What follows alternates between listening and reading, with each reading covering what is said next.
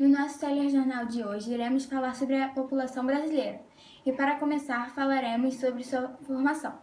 O Brasil é um país que teve como formação étnica a vinda de vários imigrantes, iniciando com os portugueses, que fizeram deste país uma colônia. Mais tarde, os portugueses importaram para o Brasil uma mão de obra escrava, através dos africanos. Após a abolição, o governo brasileiro incentivou a entrada de imigrantes europeus para substituir o trabalho escravo nas fazendas de café, nas indústrias e na zona rural do sul do país, vindo milhares de italianos e alemães. O processo migratório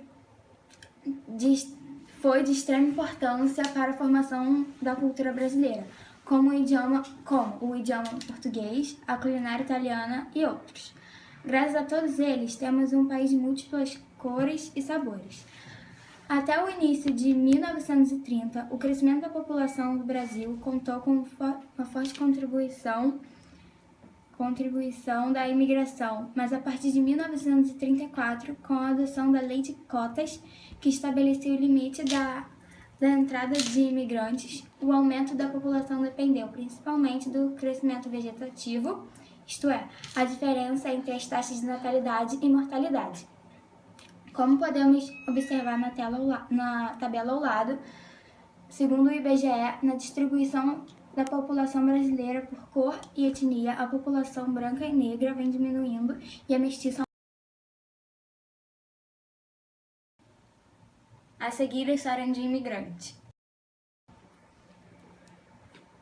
Iniciando o século XX, podemos destacar a elevada taxa de natalidade e mortalidade, causada pelas condições de saúde precárias, poucos remédios e vacinas, falta de saneamento básico e doenças e epidemias. Com o avanço da medicina, desenvolvimento de vacinas, ampliação de redes de esgoto e urbanização das cidades, houve uma grande queda da taxa de mortalidade, manutenção da natalidade e o aumento do crescimento da população. Em 1940, a taxa de mortalidade era de 45% contra 38% de natalidade. Já em 1970, a taxa de mortalidade passou a 10% e a de natalidade 20%. Antigamente, a mulher vivia para a família, não precisava e nem podia ganhar dinheiro. O marido era quem sustentava a casa. Já na década de 1970, com o elevado custo de vida, houve a necessidade de planejamentos familiares e profissionais. Isso deu início à conquista das mulheres no mercado de trabalho, diminuindo consideravelmente a taxa de fecundidade. Como podemos ver no gráfico, as mulheres geralmente estudam mais e têm maior nível de instrução, porém, ainda recebem, pelo mesmo trabalho, um valor menor de salário do que o dos homens. Agora vamos conhecer um pouco da história do Senhor Gennaro Baroni, que veio da Itália para o Brasil e aqui construiu sua família. E quem nos conta essa história é seu neto Vincenzo Baroni Pagnotta. Vincenzo, com quantos anos seu avô veio para cá? Meu avô chegou aqui com mais ou menos uns 18 anos. Ele veio sozinho? Naquela época ele veio sim. Deixou a família lá e veio tentar a sorte aqui. E por que ele escolheu o Brasil? Novidade, eu acho que o Brasil oferecia alguma facilidade para eles. Como ele veio para cá? Naquela época só de navio. E no navio também tinham muitas pessoas com esse mesmo interesse? Com certeza sim. Naquela época, período pós-guerra na Europa, estava difícil a vida lá. E ele conseguiu um emprego logo que chegou aqui? Emprego informal, né? Trabalhando como ambulante. E logo que ele chegou aqui, ele encontrou alguém para se casar? Casar?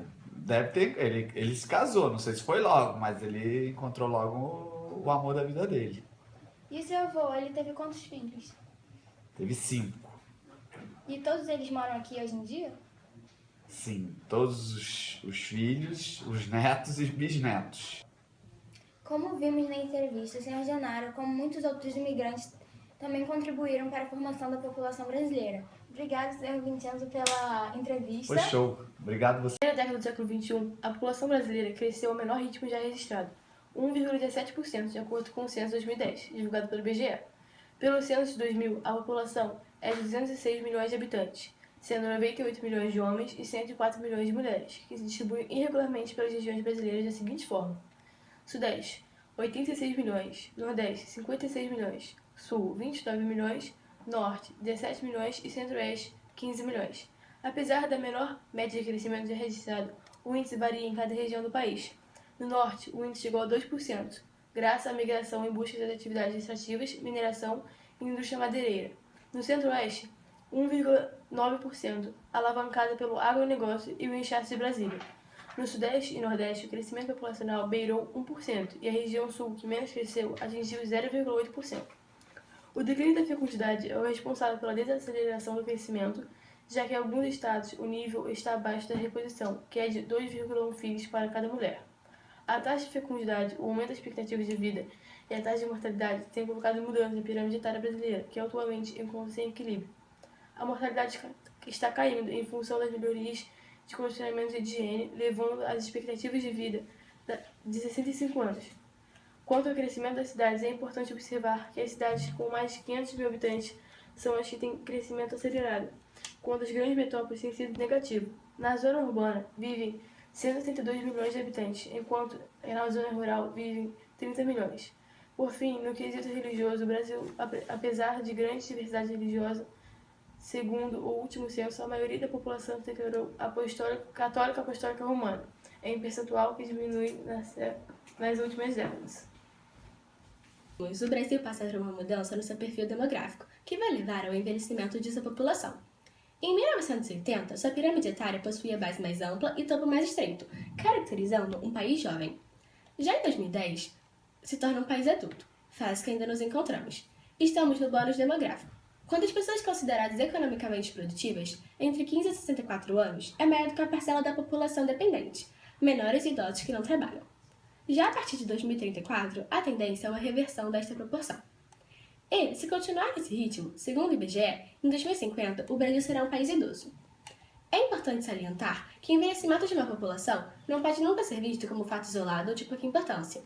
Ele tem inúmeros reflexos na vida social, influenciando o consumo, a transferência de capital e de propriedades, os impostos, a previdência social, o mercado de trabalho, a saúde e assistência médica e também a composição e organização das famílias. Se em 2013 cada grupo de 100 pessoas sustentava 46 indivíduos, em 2060 sustentará em torno de 66. Com César Mazzoli, economista, e gostaria de saber como a demografia pode impactar na economia de um país. De várias formas, mas vamos falar da Previdência, que é o assunto atual que os governantes, o Legislativo e o Executivo, estão debatendo em relação à mudança na regra de Previdência. A Previdência no Brasil é um sistema coletivo, então importa muito o percentual de pessoas ativas e inativas no conjunto da sociedade. Hoje a gente vive num bônus demográfico, mais gente trabalhando do que gente não trabalhando. Daqui a 20, 30, e hoje o sistema já é deficitário. Daqui a 20, 30 anos, quando isso se inverter, a situação vai ficar caótica. Então a pessoa vai trabalhar 20, 30 ou 40 anos da vida dela, vai ter um salário nominal, ou seja, um direito de receber isso no futuro, mas ela pode nem não receber, porque o sistema não vai comportar pagar para todo mundo. Então por isso que a demografia é importante em vários aspectos da economia. Esse da Previdência é só um exemplo. Tem saúde e outros exemplos que a gente poderia dar. Entendi, muito obrigada. Somos um país jovem de 500 anos que conseguiu a independência em 1822. Entretanto, temos uma significância mundial. Somos o quinto país em extensão territorial e o quinto mais populoso. O Brasil tem hoje mais de 206 milhões de pessoas. Porém, tudo indica que a partir de 2044, sua população vai pela primeira vez começar a diminuir. E São Paulo é a cidade mais populosa, seguida do Rio de Janeiro, Brasília e Salvador.